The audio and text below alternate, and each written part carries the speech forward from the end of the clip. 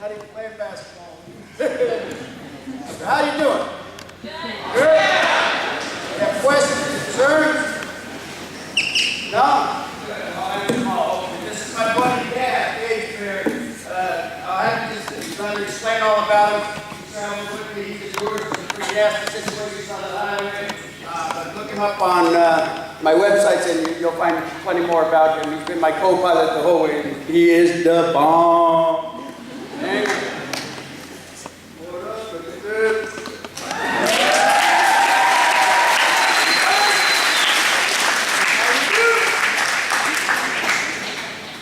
And I want to go for you.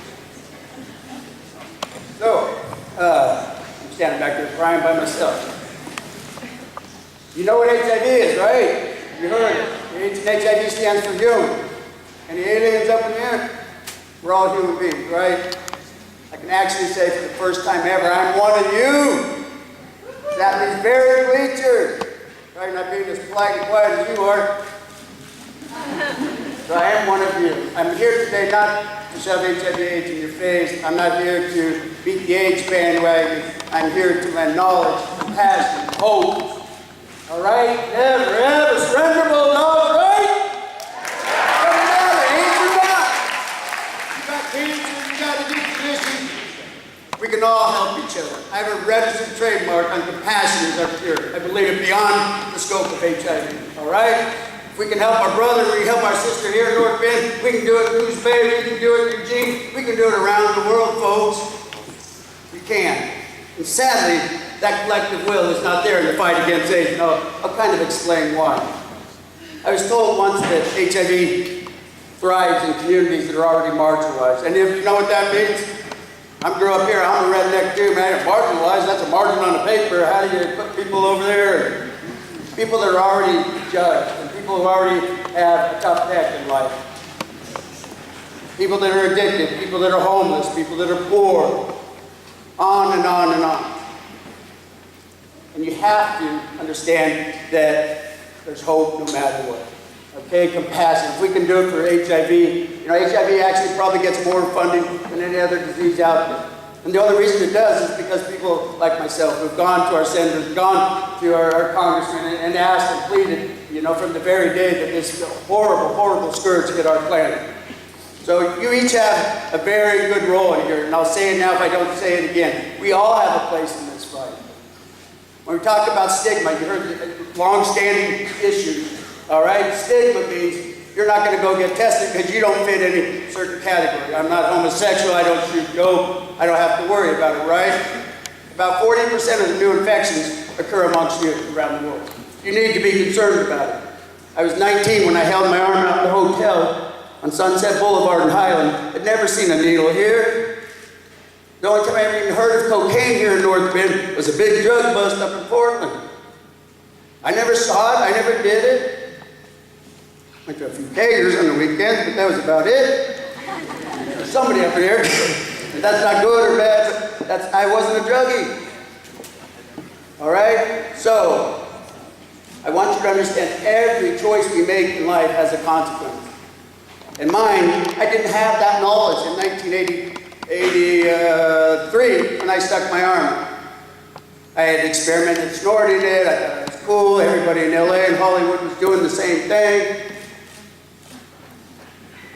And out of peer pressure, out of not wanting to be a pussy and walk out the room, you know, in front of the other couple, my gal, I'm like, okay, we're gonna have sex, how good, really? All right, and it went down just like that. One time. However, to be here, to give you that knowledge, to give back, HIV was not the equation. One of the worst things we ever did to this disease is called it. Any of you remember what AIDS was called before it was called AIDS? Come on, work with me.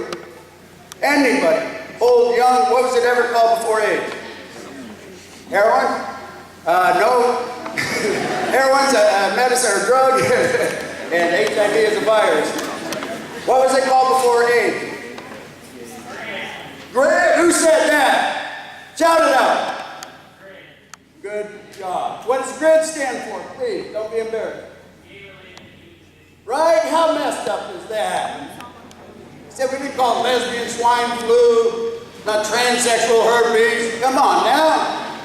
But suddenly we got a gay cancer, right?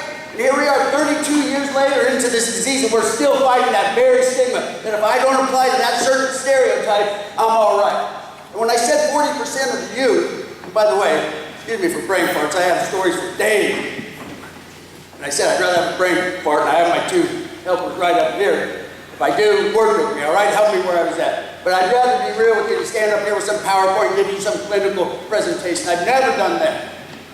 I do this out of my heart to my dead friends, all right? So please know that. Imagine this entire place is just annihilated. I have a generation of friends gone, dead.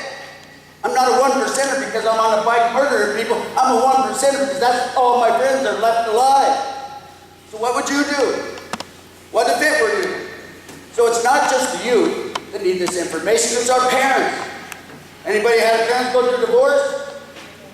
Anybody? I did growing up all the time. My mom died, I was divorced, right? What do they do when they go out? They didn't get this kind of information. There's some shit out there that makes HIV look pretty, folks. The United States of America is the STI capital of the developed world. Right? What an honor, what a title. 19 million new STIs. Not 19 million people with HIV, 19 million STIs reported each year in the United States of America. We don't talk about sex, right? Just don't do it. And then we wonder why we end up with some of these hideous infections, like HIV. Tell me some other sexually transmitted infections that you should be concerned about while you're out there. Holler out. Raise your hand. Actually, raise your hand. I said, herpes! In the house! What'd you I heard chlamydia, gonorrhea, give me the G. All right, come on, keep going. I haven't heard the H one yet. I've heard that plenty of times. There's 2 more H's. Hepatitis. You know what hepatitis is, folks? Any of you, truly, raise your hand if you know what hepatitis is. Hang on.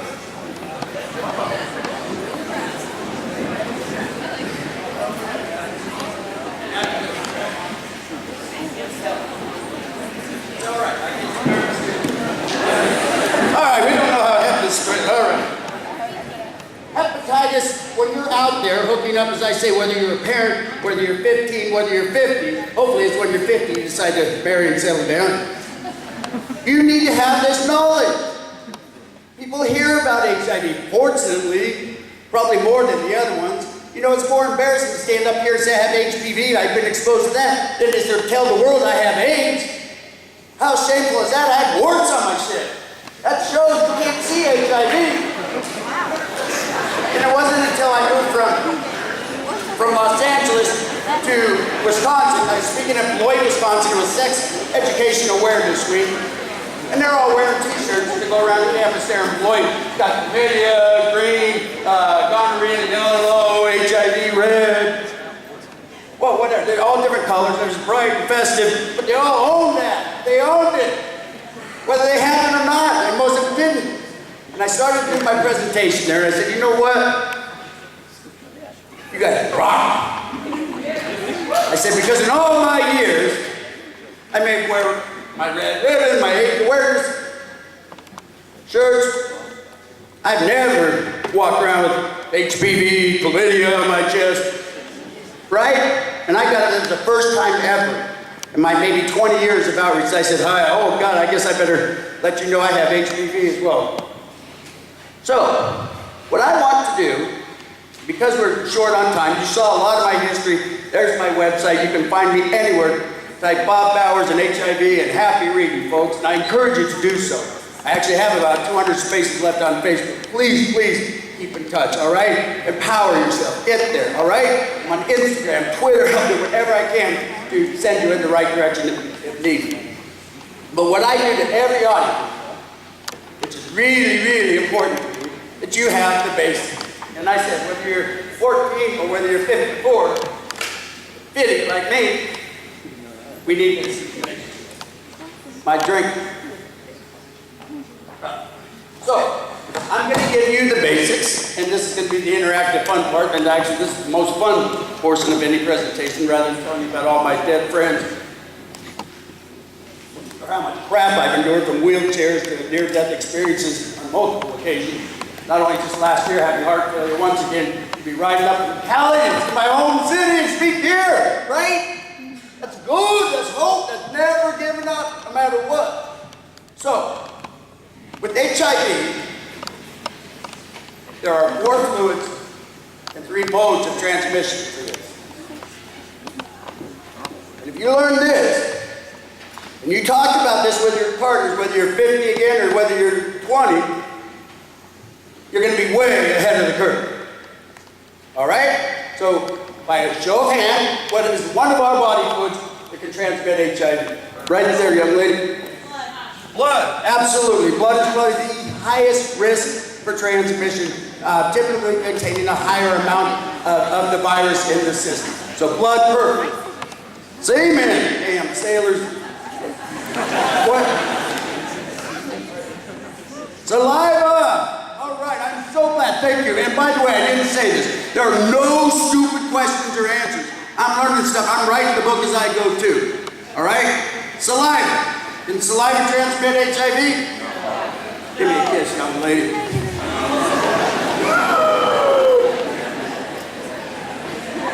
Can saliva transmit HIV? This is why I do this. Anybody else think yes? A very good answer, sir. We'd all have AIDS and HIV up in here if kissing transmitted HIV. And there are still kids who wouldn't even drink off the same fountain as me or their peers. All right? So it's very important. That's why I said knowledge is power. And then you have to use that knowledge. And if you're thinking, hey, don't kiss me, girl, I think you might have HIV, but then you go down to the next girl who lies or doesn't know, and saliva is not going to do it. And kissing is not going to do it. All right? But thank you for saying that, because I've had parents who have helped their brothers die from AIDS who still take saliva. So they're not ignorant, they're not mean. They're just uneducated, uninformed. Facts is where it's at. Blood, semen. 2 more. What?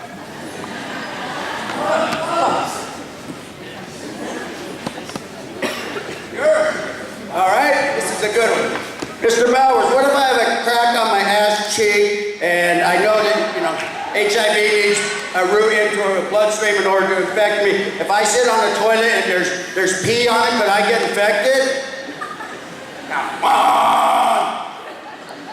You know the ways you're probably going to get infected. We're going over this. You're not going to, if there's blood in urine or blood in saliva, blood would be the transmitting factor.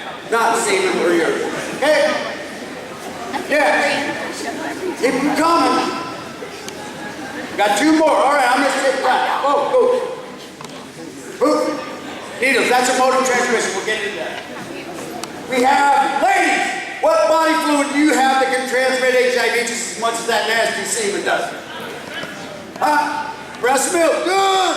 I talked to nursing staff, nurses in their 30s and 40s. They didn't know breast milk. Really, Bob? Yeah. Good job. Breast milk, blood, semen. What is also included with semen that can potentially get you pregnant, transmit STIs? Condom. It's too late then. What else? You're on the right track.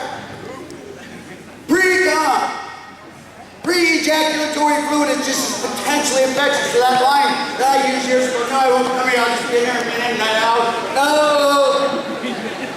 STDs. No! Oh my God. Okay? So it's very important to know that pre-ejaculation is just right? Breast milk. Good job, Bulldog. 3 modes. I'll cover the one he said. Needle. Well, of course we go there, because only junkies and fags are the ones that have HIV, right? It's only the junkies. No, it's not who you are, it's what you do that puts you at risk for this disease. So if you're straight, if you're gay, if you're a monkey and you're shooting, you're at risk. All right? Good job. That needle falls under blood to blood. What else can you do? What else can you do with blood? Hello? Tattoos. Who wants a tattoo up in here? Not till you're 25, but okay. All right. What are you going to do when you go into your tattoo shop? When you're 18, you want to say, you want to look like Bob. What are you going to ask for? How are you going to protect yourself? A sterile, new, clean needle. I'm not encouraging tattoos, I'm just telling you. Because you think again, oh, I didn't sit on the urine on the toilet seat, I'm cool. But then you didn't check the artist's materials there before you start. Very good. Clean needle, clean ink pot, sterile environment. Sterility is important because HIV lives very shortly outside the body. Hepatitis C can live for a long time. Hep C, again, 10 times more infectious than HIV. Hep B, 100 times more infectious. And when I ask you, do you know what hepatitis is, how does it kill you? Anyone know? It hardens your liver and you die. I've lost friend after friend after friend, from not only HIV and hepatitis C co-infected, but just Hep C. The treatment for hepatitis is probably worse than for HIV. You saw the meds and you heard about the bombing. All right? So we have blood to blood is where those things fall under. We have, what's the next category? It's going to get ugly up here. Come on, wake up. What's the next category? Sex, I heard it. Who said it? Who said, I know we don't have sex, right? So does that mean you never have sex for the rest of your life because there's 1.1 million of us living with HIV and 33 million of us around the world? You're never going to have sex, right? Unprotected sex is the category. Unprotected. And again, like I said, reality would be great. We'd all, grow up and be monks and nuns and it'd be a fine world. I speak in high schools where there's 7 pregnancies a week. That's not the reality. They need the knowledge. These young ladies were having anal sex repetitively to trust me, I'm going to take time going. Anal sex to maintain their virginity and to not, and for STI. That's the highest risk. All right, so it's unprotected sex. Now, here's the fun part. All right, y'all up? Look up here, folks. The next part. What is sex? When you say unprotected sex, what is it? Bill Clinton. What is it? What is sex to you? Somebody define sex. When your penis enters, hang on folks, it's coming. When your penis enters a vagina. Look. It's the only way, right? That's sex. That'd be pretty boring, wouldn't it? Listen. Somebody else, give me a definition of sex. There's very serious tones to this. Come on now, work with me. What's your definition of sex? If you're going to abstain and not get pregnant, if you're going to abstain and not get STIs, what is sex to you? If you kiss somebody, is that sex? No. Can you contract an STI? No. I heard a lot of no's. Yes, you can. You can contract herpes. Herpes makes you 5 to 6 times more likely to contract HIV. Your health and your body is for life. It's medications. It's shameful. It's painful. Herpes. 1 in 4 sexually active young ladies has an STI. I can go right here. 1, 2, 3, 4. Almost caught into the camera. That'd be real fun. Now, a dose of reality, folks. Is sex always penis and vagina? No. How many of you like hip hop? Nobody? I like me some Eminem. Right on. How many times have you heard tapping that ass, hitting that booty, right? Was that a homosexual innuendo? Heck no, right? Anal sex, no matter if you're straight, gay, or crooked, is the highest risk behavior. Right? Sounds good. When you're bragging and you're all up, yeah, whatever, I'm not even going there. But reality is that's the highest risk you can do. Okay? All right, folks, here. Hey, I need your attention, Bulldogs. Come on, work with me. I came a long way for this. So So we have unprotected sex, we have blood to blood, and then we have the other, which is mother to child transmission. All right? Mother to child transmission, we've reduced that to less than 2%. Thankfully, I'm not sitting there at camp with baby after baby after baby, counseling them that have been born with HIV. So knowledge is power. We've come a long way. But look at me. Look at Magic Johnson. You don't have to worry, right? You just take that pill. These pills you saw me swallow are chemotherapy. And the best way that I can make you understand it, I grew up here in Powell. We moved to North Bend when I was 9. My mom died in North Bend Hospital. We had her funeral there at the chapel across the street. Mom didn't get a second chance at life. And it showed me and opened my eyes as a 9-year-old boy who loved his mom like no other, what a disease can do. And even when that disease takes that person, what the power of compassion can do. And the reason I'm a compassionate human being and I'm not a judgmental person. We were living on welfare in Powell. Not going to give you a sob story, just a matter of fact. Didn't have toys, lived on commodities, prunes, Thanksgiving time, a station wagon shows up in front of our house. Opens up, there's toys and food for days. You know who that family was? And I'm proud to say it here, North Bend, Oregon. Dr. James Collins. Their family had adopted our family because my mom was dying. They took in my sister, and she is their family to this day. That was right here in North Bend, taking care of our own. So I say, the last 30 years of my life, now I'm 31, living with HIV. It's just opened my eye, not only to the good that's going on in this world, but some of the very awful behavior that we're capable of as well.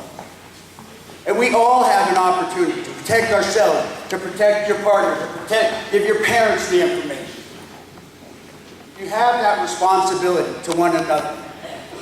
I'm going to ask you, as I do in most schools, how many of you, we talked about herpes, and how just something is what people think, oh, it's just herpes, right? Until you deal with it. Hang on one second, let me give me a red. So, how many of you, I've told every woman I've ever dated I was HIV positive before I even kissed her. Because I didn't want to see me on the news. We just said HIV can't transmit through kissing. You want to see me, I go, oh, well, you know, boy, dude, they just kissed me, they didn't tell me. How many do you think would tell you, and I've done it all my life, how many would tell you, hey, let's find, hey, before you kiss me, Johnny, I've been exposed to herpes, and I don't have an outbreak. How many people, guy or girl, do you think it's going to tell you that? I usually get the rotten frickin' egg, right? No. So with 19 million STIs out there, you can imagine. Like I said, there's things that make HIV look really misleading. If you're discussing all of those things and able to say, hey, I said, if you find a girl or a guy that is that honest, you better marry that person. Because the next person down the street is going to lie. The next person down the street is not going to know. Because I don't want to go get tested for anything. It's all good. And I'm white, and I live here in Goose Bay, North Bend. We don't have that stuff. Now, what about drugs? I want to ask you, can you contract HIV from drugs? That neat, blood to blood, bingo. Beer? What does beer do to you? Get you drunk. So that girl that was fugly about 10 minutes ago suddenly becomes very attractive. And you're doing some crazy things, right? It alters your judgment. Same thing with all drugs. There's a consequence to doing that. You could have 2 beers and think, hey, I'm being good, and crash into a tree because you've never had 2 beers. There's a consequence. There's a consequence to riding my cycle. There's a consequence of jumping out of a perfectly good plane at 13,000 feet. But the best any of us can do, parent or otherwise here, staff, I encourage you is to use harm reduction, to try to communicate. Have the ovaries or the balls to say, hey, this is what I'm dealing with. Because if you think 1 in 4, good luck finding that virgin without an STI, folks. It's just not reality in the scheme of things. Okay, so you need to care for your sisters, care for your brothers. I'll tell you a story and why it's difficult to disclose, and we're about How much time do we have, Bill? 4 minutes. I'll end on a story. We're talking about disclosure. This is very important. We were here in Oregon speaking at Oregon State. And my friend Katie's a beautiful young blonde gal from San Diego. She started crying after the presentation. I said, Kaylee, what's up? You've spoken with me many times, and you know, you're always so inspirational that somebody get to you. Long story short, that her fiance, Nick, when they met at a party in San Diego, she said, hey, Nick, before you even kissed me, I was born with HIV. Nick says, hey, no worry. I'm a nurse. I've taken care of people with HIV. I'm very educated. I was so happy for her. This was the first time in her life that she was going to date and take that leap and hope that she didn't infect somebody by being honest and using harm reduction. She was crying because she now has cervical cancer to add to her list. So he didn't have the ball to say, hey, bro, I have HPV. He knew it. Shame on me. Shame. That's my friend. That's my family. And what if it were yours? I will leave you on this question. If you have any doubts about color, race, mode of transmission, I beg you to just stop for a second, no matter what, and say, what if it were you? What if? What if? And you think in your wildest dreams, no, not me. I'm your man. I'm a coke chewing freaking dog. AIDS was not going to be my reality. So just stop and think, what if? And I've used this opportunity to honor my friends, to keep me motivated and passionate about life, and to spread the word. If I can do it as one person, Bulldog, you can do anything. The sky's the limit, all right? Never surrender. Thank you for having me. We're done. I'm going to be here for some help.